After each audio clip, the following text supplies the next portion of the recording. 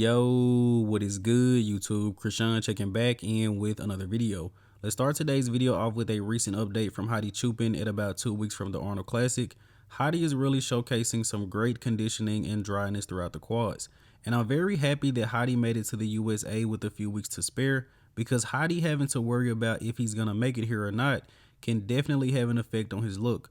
But I'm looking forward to seeing a very good version of the Persian Wolf. Hopefully the best version of Hadi we've ever seen. But I did notice in this update that Hadi's right leg looks a little bit smaller than the left, but we'll just chalk it up to the angle for now. But Hadi has competed against Samson twice, 2022 and 2023 Mr. Olympia, and he placed ahead of him both times, so I'm expecting that to happen once again at this year's Arnold Classic. Now let's switch over to Samson Dauda, who honestly posted up a ridiculous update. And I said that I'm expecting Hadi to win the show, but once again, every time I see an update of Samson, I second guessed it. So this is how I'm looking at it right now. Samson only really has 3 weak points against Hadi Choopan.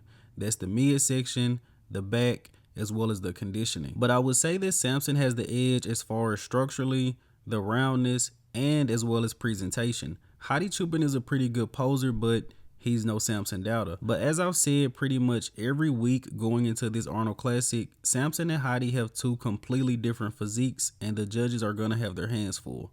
Now let's switch over to Rafael Brandao, who recently posted up some updates. And as of right now, I would say that most people are expecting Rafa to place 3rd at the Arnold, because he was 10th in his Olympia debut in a very competitive lineup. But it's possible he gets pushed by guys like Horse MD, James Hollingshead, and it really sucks we didn't get to see Rubiel Mascara in this lineup. But I'm hoping we get to see a great version of Rafa. He's had a full year off. He's working with a great coach. Hopefully he brings his best. And in the next update of the day, we have a recent update from the mutant Nick Walker. I believe we are currently about 12 weeks out from the New York Pro, where Nick Walker will be making his return to the bodybuilding stage. And whether you like Nick Walker or not, I don't think anyone can deny that Nick Walker definitely brings the excitement to any bodybuilding show that he hops into. And I do believe this year Nick Walker will re-enter his name into that Mr. Olympia conversation. I know a few people still believe that Nick can win the O, but as of right now, I would say most people like Derek, then Samson, then Hadi, then Nick. But I think we're in for a treat looking at how Nick Walker looks right now at 12 weeks out. And let's switch over to the latest update of Hunter Labrada. Hunter is currently sitting at 284 pounds, and Hunter said he's the leanest, the biggest, and the strongest he's ever been, even though he's in a health phase. And when bodybuilders say health phase, I just assume that they're on little to no super supplements at all. And Hunter also said when he actually hits the gas, he's probably going to be over 300 pounds this off season. And I don't think Hunter has ever been over 300. But he's holding 284 pretty good right now, so looking forward to seeing the progress from this guy. Now let's switch over to 212. We have a recent update from our current reigning Olympia champion, Keone Pearson. And as soon as I saw this update, I thought, how would Keone Pearson place in men's open bodybuilding? I do think he'll stay in 212 for a while, win a bunch of titles, but this guy has to do open at some point.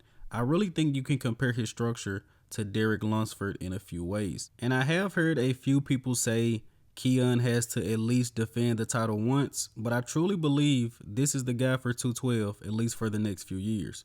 Now let's switch over to Wesley Vissers, who recently posted up an update just showing off a ridiculous amount of detail going into this year's Arnold Classic.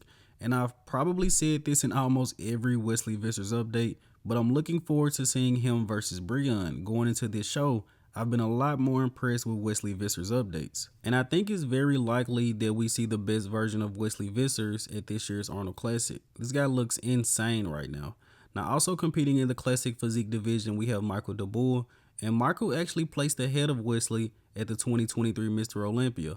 Michael was 6th, Wesley Vissers was 7th. But on paper, Ramon should win the Arnold, with Urs being 2nd, Brian 3rd, Michael 4th, and Wesley Vissers 5th. But especially between 3rd to 5th place, I believe some of those guys could flip-flop. But let's go ahead and wrap up today's video here with the archive of the day. You guys let me know in the comment section below, who is this legendary bodybuilder? And as always, I hope you guys did indeed enjoy this video. And if you haven't done so already, be sure to like the video and subscribe to the channel. I'm Krishan from Go Fitness, and that's it. I'm out.